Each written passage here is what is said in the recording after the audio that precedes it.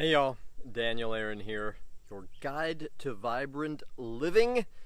And astrology is a way to enhance our vibrant living. It's a way to not be controlled by, it's not like the star and planets are doing something to us. It's a way to understand better the energies at work in our lives, in our environment. And a new moon it's not a mystery. It's sun and moon together. We all know that it has an effect. It's clear on many levels, at the least from the tides you can look at it. New moons always represent in some way a beginning. Sun and moon together, they're beginning a new 29-year cycle. So this one, though, is particularly potent. Yes, because it's a partial solar eclipse.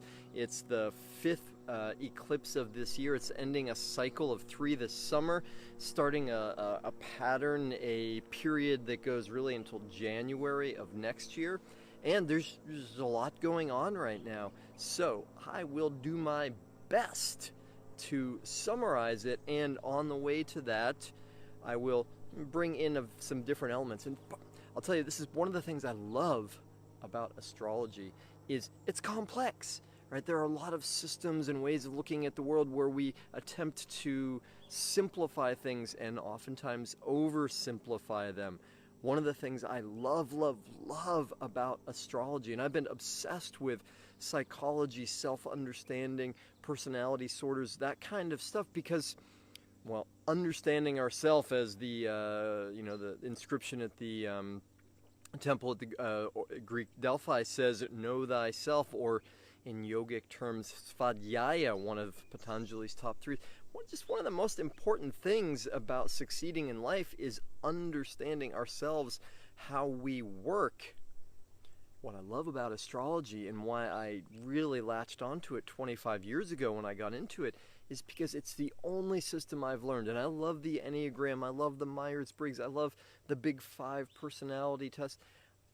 Astrology, though, really does account for the complexity that we as human beings are, right? There are many sides to us, many components of us, and sometimes they seem to conflict, and yet, we operate in one system overall, in one now moment. And this potent new moon eclipse is perfectly connected to that same concept. There's a lot going on. So I've got my reminder here, which, look at that, there's a lot going on, right? I will refer to it at times. First, though, let me tell you, we're starting a 29-day cycle with this new moon, and we're also starting roughly a 6-month cycle with this eclipse. And there are some bigger patterns at work right now, which I won't say a whole lot about because I've talked about them in other places. The little reminder right now, Neptune and Jupiter trine in the skies. There is a spiritual expansion and opportunity for greater compassion and understanding. You could call it back burner. It's operating back here. We're going to, notice some of these other things I get into more right in our face in a moment. So, okay, we got Jupiter trine Neptune, sweet spiritual expansion, compassionate expansion of our ideologies, our understanding of the world. We've also got Saturn trine Uranus right now, which says that we are in a time where it's a little bit easier to change some of the structures of life, of how we work, our own internal structures and our external structures. For instance, just the other day, came to me spontaneously to change the structure of how my one-to-one coaching works, and came completely out of the blue, and it was, and I don't want to say brilliant, that sounds arrogant, but it was, I was grateful for the insight, because the restructuring has allowed me to serve better, serve more people in an easier way for them. So that's the kind of restructuring Saturn and Uranus that is available to us right now. Now, one of the biggest sort of closer impact aspects to this new moon is the fact that it is happening. Moon and sun together, Mercury also together with it. Mercury retrograde, which I've talked about elsewhere too, and you can find out more info on that. In short terms, though, Mercury being the energy of communication, of thinking, of connections, electronics, when it's retrograde, all of that is a little bit backwards, doesn't quite flow as usual, invites us toward perhaps a little more introspection when we need to accomplish left brain, see, exactly, left brain kind of things out in the world. Then Mercury retrograde suggests to us to be careful to double check those kind of things.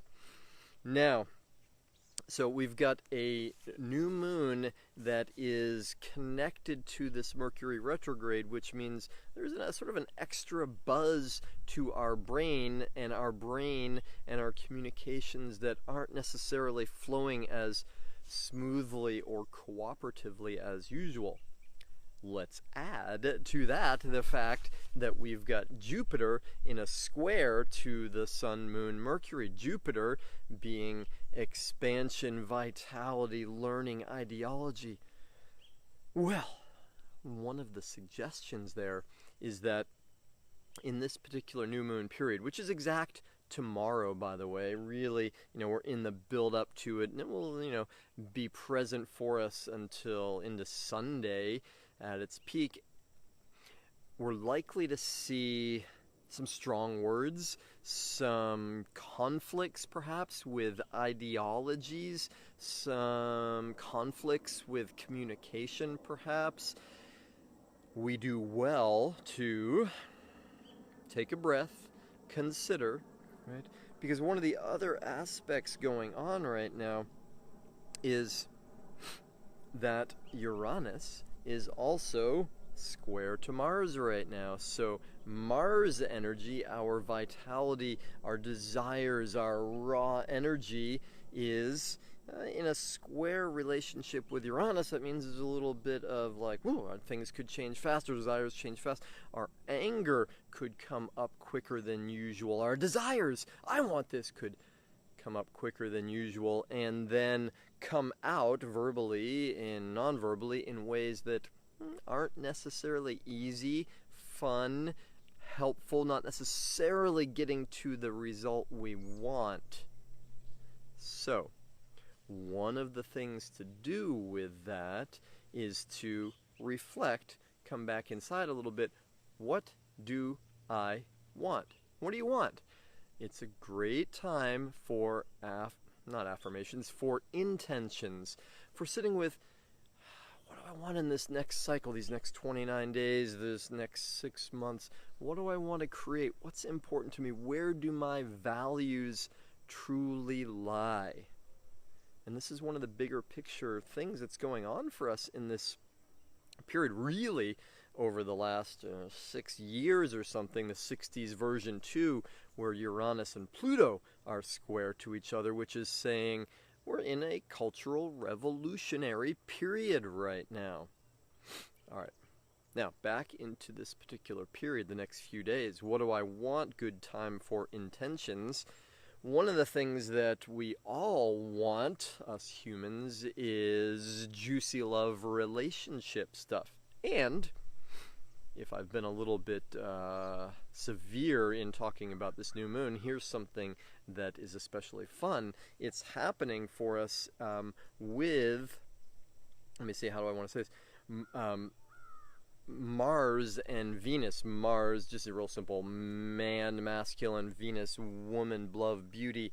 They're in a very sweet, harmonious flow of a aspect right now. So there is juice, there is romance, there is the possibility of connection. If you're not in one now, then hey, there's a likelihood of one starting. If you are in one now, there's extra juju floating around right now.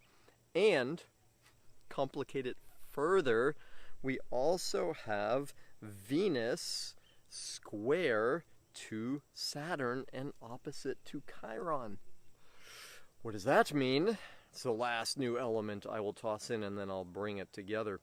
That means that we are being encouraged, perhaps in some challenging ways to heal that love relationship aspect of ourself, perhaps to restructure some of the way we think about and feel about relationship, and perhaps even in our relationships there are some dynamics that need to shift, some restructuring that needs to happen in there.